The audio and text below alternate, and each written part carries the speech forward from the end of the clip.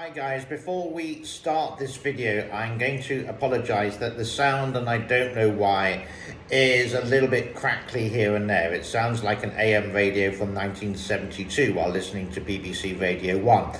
So please do bear with me with some of the awful sound quality. I will try to improve it in the edit, but let's get on with it right now. Thank you. Are the townfolk, the villagers, the people who live in flood-prone areas getting ready for the floods of 2022?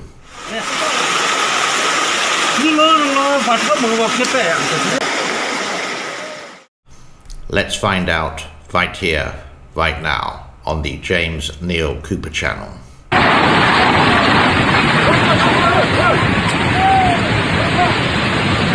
Yeah, yo. Yeah, yo. China's Three Gorges Dam, a fatal project or step towards modernisation. Today is Tuesday, the 15th of February 2022. A warm welcome to the show. My name is James, and this is all about the Three Gorges Dam, the water, the rivers, the floods, the problems that China faces on a yearly basis, what is done, what is not done, and what is to expect. First of all, let's go to the Three Gorges Dam, and let's go to the levels of what's happening there and the inflow and the outflow of the actual gigantic, monstrous dam. It really is like a yo-yo at the moment, and Kutan, Chongqing, has gone up again at 170.44. The Three Gorges Reservoir, 170.21, has gone down, and the inflow and outflow has gone crazy once again. Inflow is 7,100, that's the water coming into the dam, and the outflow is 6,050, which is dropped down by 1,000 points, so to speak. Where is this 1,000 metre of water coming from the inflow and the outflow going? Don't know. There are possible rumours, like it could be a leak, it could be drying up, it could be going somewhere else, it could be going to the south to north water project, bringing water to the north of China. All possibilities, but very little information from the Three Gorges Corporation, which is now based in Wuhan, not in Beijing, as we mentioned yesterday. Here is an article from Water, Power and Dam Construction.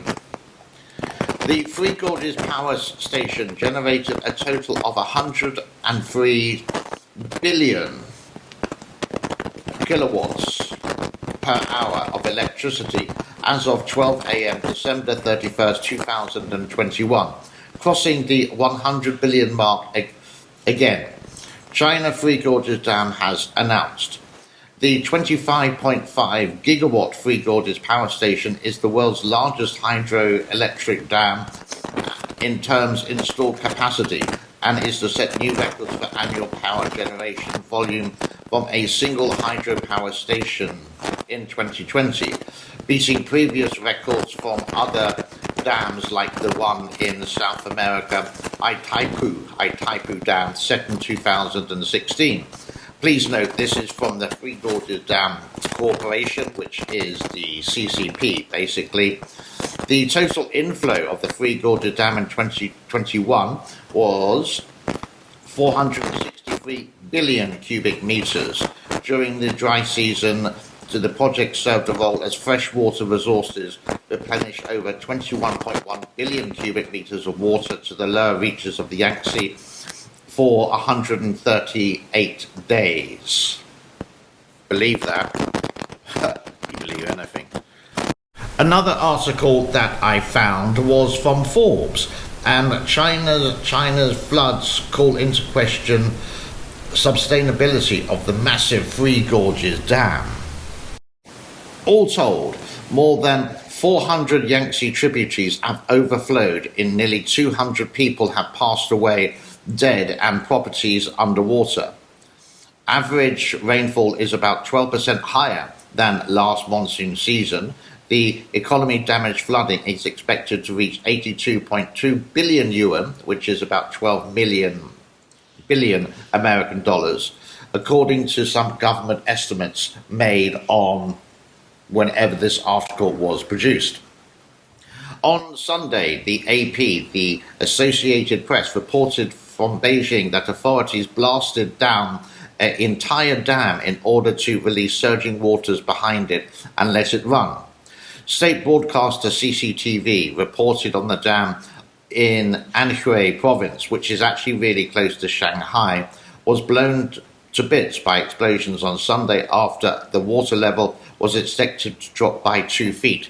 Now, let me explain this article from Forbes. This is from 2020, but this is what they do in order to combat the floods. And you can see that they are just unprepared.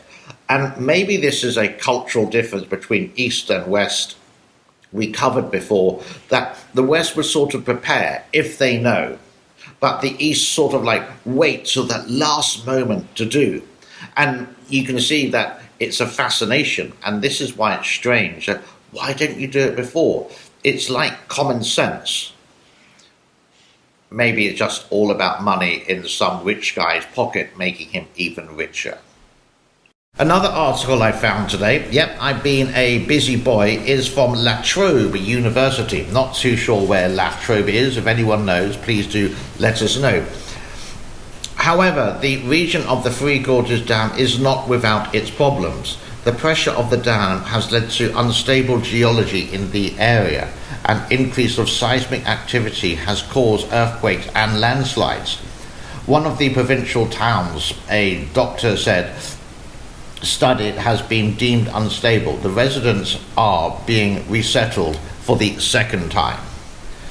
You can see the Three Gorges Dam basically is one disaster after another catastrophe, which is why when it was put to the vote, it was the only time with the CCP that they said, no, don't do it. 40% of the government officials said no, because they know it's just going to be a big headache, and they know it's not going to be done correctly. And even after over 22 years since the 1994, from the beginning of the construction, it's just a nightmare, and it's draining the money from the government. But they put in a extra bit of water tax. Supposedly the Three Gorges Dam is meant to be making money, but I seriously doubt it is. And it's doing the opposite, just washing the money away. And the water tax doesn't come from the government, of course, it just comes from the normal person in China. This is the question. The residents in flood areas, the villagers, the locals, the townmen, whatever, are they ready? What has the local council, the local government done before the floods so it's not going to happen to them? I can guess it's nothing. Here are some video clips that I'm showing, obviously while I'm speaking, of the floods which have happened in the past. So is it up to each and every one themselves to prepare, to make sure they move all their belongings upstairs so that they would get the downstairs, to buy a boat, to have the life jackets, because it may come this year or it may come next year. It is a crying shame that this happens every year. Granted, in other countries it does happen every year, but at least year by year the local council, for example in Thailand or even here, does get it better, so there's less floods. When I first came to this country during the rainy season, especially like September, the main street would have that much of water, like a foot of water minimum, and luckily it drained away quite quickly. But now it's all been taken care of. There may be a small flood, okay, but it's not as bad as it was. China, I know it's a big country, I know they have the biggest population in the world, but they seem to do very little about it, and only the after but not the prevention. Now, on the lighter side, I did actually watch a video on YouTube the other day. I'm going to share the link with you. And it's about a teacher, an African-American girl, a lovely girl, who teaches in Beijing. And it's very unique in a way that it's nothing about anything sensitive, it's just her life and how she is actually happy in China teaching in a private school. And do go and check out the website. Again, it's in the description below. But just this 10-second clip I'm going to show you after this is you just want to watch her because it's fun and just for a moment or two. So go and check out her channel and you can see things about Beijing, not as a China is good, America is bad, or England is bad. It's just, this is my life and I'm happy with it. It's not a comparison, which a lot of people do, but she is just showing that. Brilliant. Check it out. Good morning, my name's Elise, and today I'm going to be taking you along on a very normal, average day in my life here in Beijing, China. That brings us to a close on Tuesday, the 15th of February 2022. I hope you enjoyed the show. I hope you enjoy the channel. If you do, and you haven't done so already, please do leave a comment in the comment section below saying thank you very much. Constructive criticism is always great. If I have made a mistake with some grammar or whatever, please do let me know. It's fine. I'm very open to open discussion. A like is great. A subscribe is better. And more importantly, please do share this with your friends. It's how my channel gets noticed. I don't ask for anything from you apart from these three things. But I am going to ask you for... yeah, if you want this is my merch basically. $15 for the cup. Doesn't go to me personally. Once we get all the cups sold, I think maybe we sold 20 so far. I really don't know the number. That you can check out with the email in the description below where it says buy a mug. You can talk to this guy via email. He's in the United States. The money is going to an orphanage, and once we sell all the cups, then he'll send me the money, and then we'll not give the money to the kids, but we'll buy the stuff for the kids, like a pair of slippers, some t-shirts, some food items as well, helping a kid have a moment or two a little bit happier in life who don't have their parents. Be good, be well, be safe. Thank you very much. Bye bye for now. Bye bye.